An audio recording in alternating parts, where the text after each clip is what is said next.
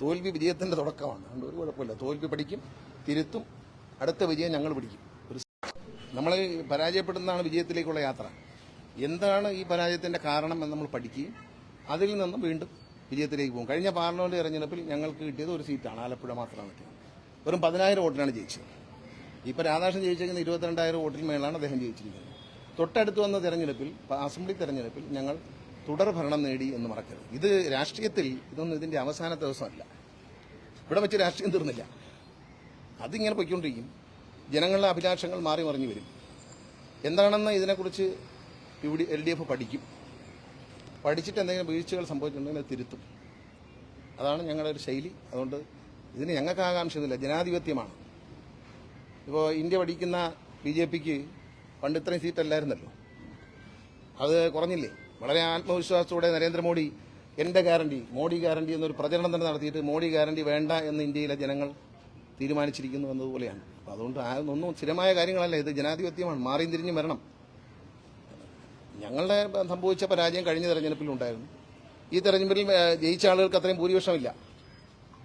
പിന്നെ തൃശ്ശൂരിലെ NDA സ്ഥാനാർത്ഥി ജയിച്ചു. ആരാണ് വോട്ട് മറിച്ച് കൊടുത്തതെന്ന് നിങ്ങൾക്ക് വോട്ട് കണ്ടപ്പോൾ മനസ്സിലായില്ലേ? കഴിഞ്ഞ പാർലമെന്റ് തെരഞ്ഞെടുപ്പിൽ കോൺഗ്രസിനും UDFനും കിട്ടിയ വോട്ട്, അതിൽ 1 ലക്ഷം വോട്ട് NDA സ്ഥാനാർത്ഥിക്ക് അക്കൗണ്ട് തുറക്കാൻ വേണ്ടി കൊടുത്തത് തൃശ്ശൂരത്തെ കോൺഗ്രസ്സുകാരാണ്, UDFകാരാണ്. അവരോടാണ് ചോദ്യം ചോദിക്കേണ്ടത്. കേരളത്തിൽ ആദ്യം അസംബ്ലി അക്കൗണ്ട് തുടങ്ങിയത് ശ്രീ ശിവൻകുട്ടിയെ വെച്ച് ഞങ്ങൾ ആ അക്കൗണ്ട് പൊളിച്ചു. സുരേഷ് ഗോപി എന്ന സഹപ്രവർത്തകൻ, അദ്ദേഹത്തിന് ജയിച്ചതിൽ വളരെ സന്തോഷമുണ്ട്. അഭിനന്ദനങ്ങൾ. ജയിച്ചവർക്കെല്ലാം അഭിനന്ദനങ്ങൾ. പക്ഷേ അവിടെ ഈ കേരളത്തിൽ പാർലമെന്റ് സീറ്റിൽ NDAക്ക് ഒരു അക്കൗണ്ട് തുറക്കാൻ സൗകര്യം ചെയ്തു കൊടുത്തത് കോൺഗ്രസും UDFുമാണ് എന്നതിൽ യാതൊരു സംശയമില്ല. അത് കണക്കുകളാണ് പറയുന്നത്. നമ്മൾ വെറുതെ പറയുന്നത്. നിങ്ങൾ തന്നെ കണക്കുകൾ പ്രസിദ്ധീകരിച്ചിട്ടുണ്ടല്ലോ. മാധ്യമങ്ങളിലൂടെ നമ്മൾ കണ്ട കണക്കനുസരിച്ച് അവർ തന്നെ ജയിപ്പിച്ചത്.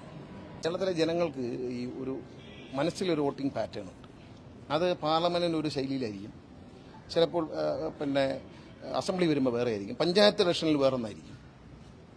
അപ്പം അതുകൊണ്ട് പാർലമെന്റ് ഇലക്ഷൻ കഴിഞ്ഞ പഞ്ചായത്ത് തെരഞ്ഞെടുപ്പിൽ LDFന് മഹാഭൂരിപക്ഷമാണ് കിട്ടിയത്. അതുകൊണ്ട് ഇത് തോൽവി വിജയത്തിന്റെ തുടക്കമാണ്. അതുകൊണ്ട് ഒരു കുഴപ്പമില്ല. തോൽവി പഠിക്കും, തിരുത്തും, അടുത്ത വിജയം ഞങ്ങൾ പിടിക്കും. ഒരു സംശയം അക്കാര്യത്തിൽ വേണ്ട. ഇതോടെ അങ്ങ് തീർന്നു എന്നാലും വിചാരിക്കരുത്. അങ്ങനെ തീരില്ല. അങ്ങനെ തീരുന്നൊരു പ്രസ്ഥാനമല്ല.